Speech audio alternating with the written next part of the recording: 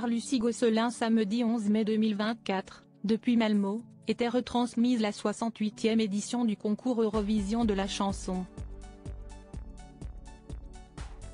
Si est le jeune Suisse Nemo qui s'est imposé avec une ode à l'amour et à la tolérance, mais de nombreux pays ne sont pas en reste, comme notamment la France, brillamment représentée par Slimane.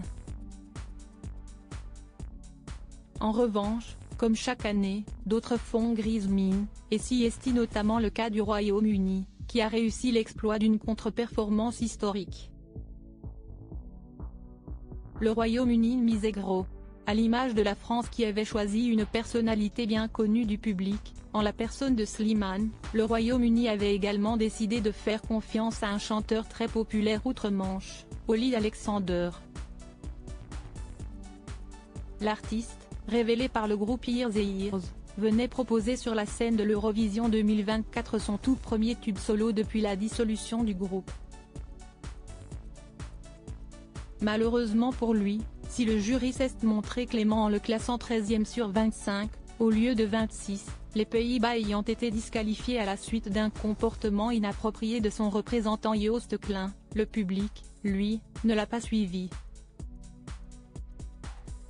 En effet, alors qu'Olly Alexander a reçu 46 points du jury, l'artiste britannique a réalisé une contre-performance historique en ne recueillant aucun point de la part des téléspectateurs. Cela ne signifie pas que le chanteur britannique n'a reçu aucun vote, mais ces derniers n'ont pas été suffisants pour le classer dans le top 10 des 37 pays votants. Au final, avec 46 points au total, Olly Alexander s'est classé 18e au classement général, devant la Finlande, l'Estonie, la Géorgie, l'Espagne, la Slovénie, l'Autriche et la Norvège, bonne dernière avec seulement 16 points.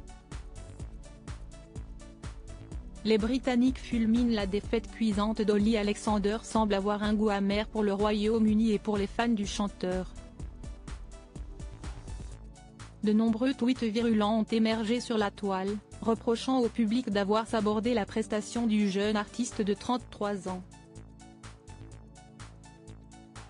Comme le rapporte le tabloïd britannique Daily Mail, les téléspectateurs britanniques ont estimé leur défaite injuste et illogique. Ils méritaient mieux, ont scandé plusieurs d'entre eux sur X, ex-Twitter.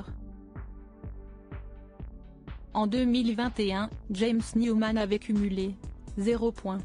L'an dernier, aucun pays n'avait reçu 0 points. Le jury n'avait décerné que 3 points à l'Allemagne, tandis que le public s'était contenté de donner 5 points à l'Espagne. En 2022, le jury avait décerné un 0 pointé aux Allemands, et les téléspectateurs avaient donné 0 points aux Suisses, qui ont depuis réussi à relever la tête. Mais en 2021, ce sont là encore les Britanniques qui ont établi un record qui va longtemps rester dans les annales. James Newman était parvenu à cumuler 0 points, tant de la part du public que du jury. Une première historique, qui n'a toujours pas été égalée.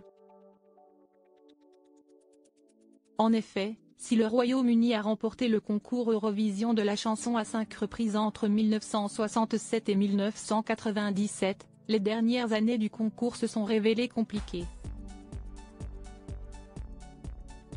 Si le pays est parvenu à se classer en seconde position en 2022 grâce à Sam Ryder et ses 466 points, les autres années ont été bien plus amères. Le pays détient le record du plus grand nombre de dernières places depuis le début des années 2000, avec 5 contre-performances en 2003, 2008, 2010, 2019 et 2021. L'an dernier, Mae Muller a frôlé un 6e titre en se classant avant-dernier, tandis qu'en 2015, 2016 et 2018, les représentants s'étaient tous trois classés 24e.